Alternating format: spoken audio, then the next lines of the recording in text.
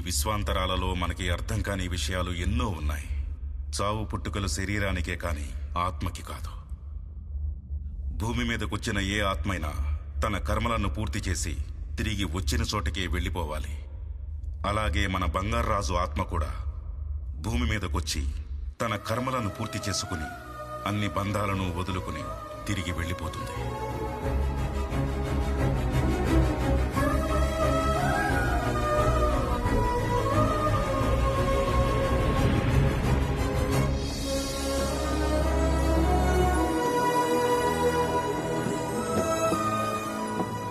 ఏమయ్యా, మీ యముడి గారు ఎలా ఉన్నారు? ఆయన మీకు తెలుసా? బాగా తెలుసు. ఇది మొదటిసారి కాదు బాబు రావడం, రెండోసారి. రెండోసారా? అదెలా? అదో పెద్ద కథలే.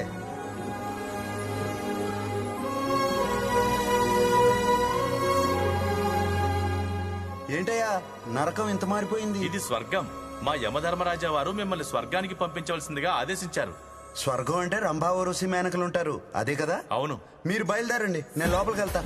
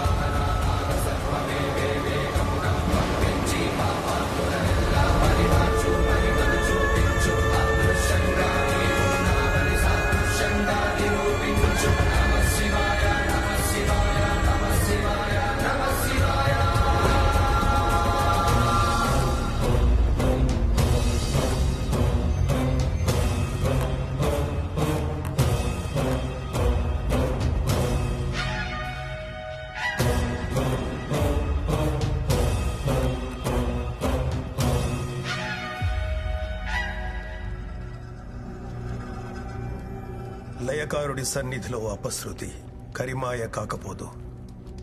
దుర్మార్గ చిత్తమెల్ల ప్రళయరుద్రుని త్రినేత్ర జ్వాలల్లో భస్మీపటలం కాకపోదు. స్వామి, చరిత్ర పునరావృతం అవుతుంది. బోధపల్లె స్వామి, సమస్య జనించింది. దానికి పరిష్కారం ఏమిటి స్వామి?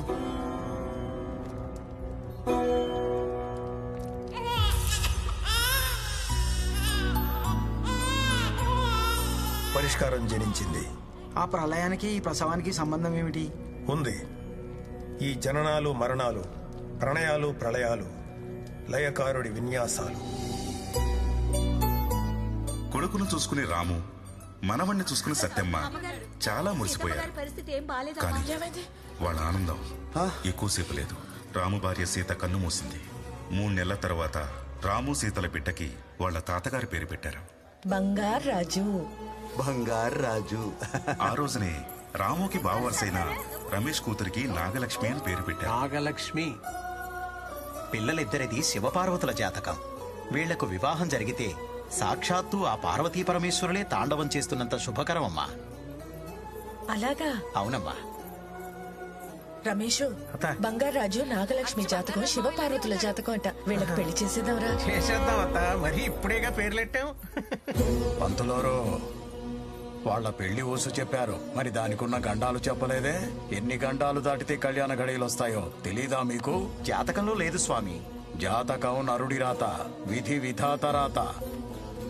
గండాలున్నాయి పంతులోరు.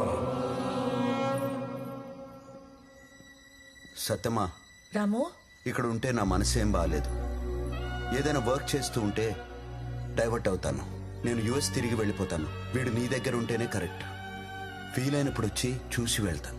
అలాగేరా. త్వరలో నీకు మంచి సంబంధం చూసి పెళ్లి చేసేస్తాను. సీత జ్ఞాపకాలు నాకు తోడుంటే చాలు. ఇక వీడికి తల్లి అంటావా? నువ్వున్నావు. మళ్ళీ ఈ టాపిక్ తీసుకురా.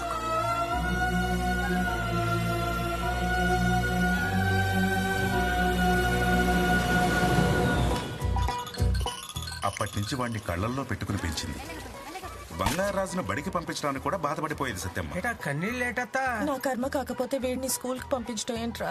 కర్మ ఏంటత్తా? నా కూతురుని చూడు, చెంగు చెంగుమని ఎలాగెందుకుంటూ లోపలికి వెళ్తుందో. అది ఆడపిల్ల, ఎలాగైనా బ్రతికేస్తుంది. రా బంగారాజు, వెళ్ళి అక్కడ కూర్చో. తీసేస్తాను. వెళ్ళు బాబు, వెళ్ళు అటు. హాయ్.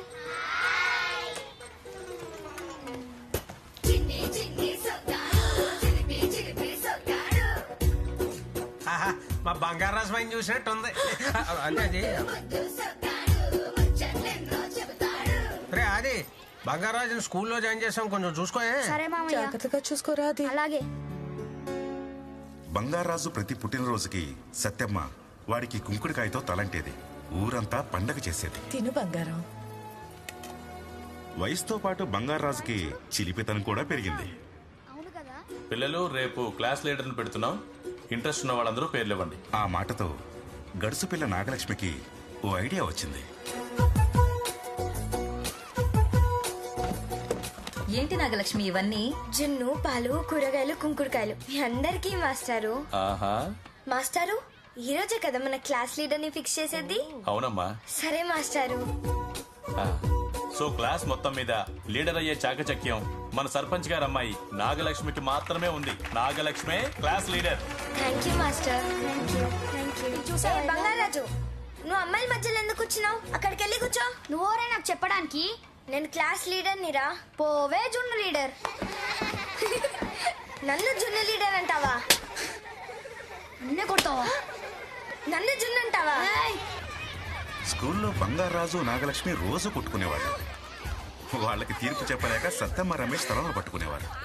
వీళ్ళిద్దరికి పెళ్లి చేద్దాం అనుకుంటే ఇలా కొట్టుకుంటున్నారేంట్రా? ప్రాక్టీస్ ఏమో. అది బంగారాజు ఎక్కడా? గీతతో అటు వెళ్ళాడు.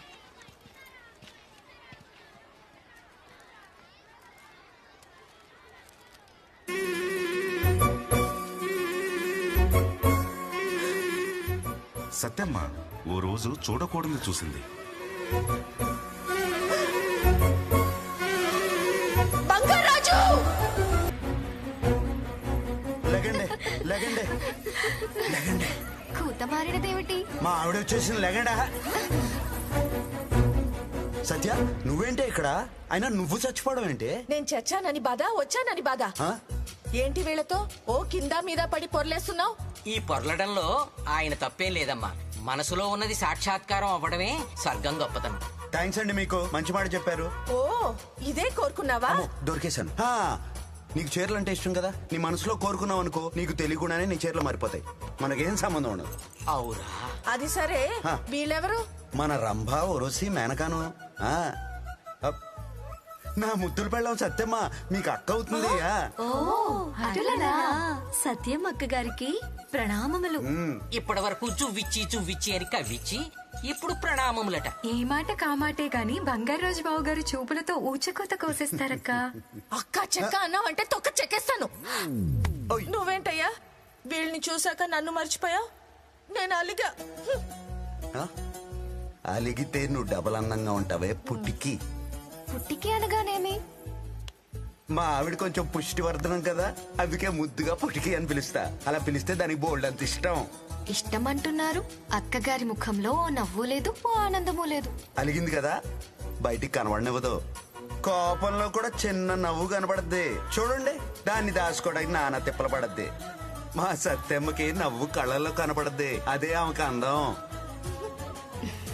కాసేపటికి నవ్వు సిగ్గు రెండు మిక్సింగ్ అయిపోతాయి. అయిపోయి ఒకేసారి బ్యారేజ్ గేట్ ఎత్తినట్టు పొంగెత్తాయి మా సత్యమ్మకి.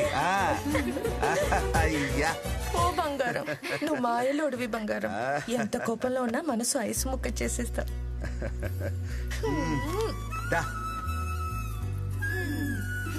అవును, నువ్వు ఎలా పోయావే? నా కర్మకి ఒక మనవడు పుట్టాడు. మన అప్పచ్చిగాడి కొడుకు పుట్టాడా? ఆడిని కూడా అప్పచ్చి చేసావా?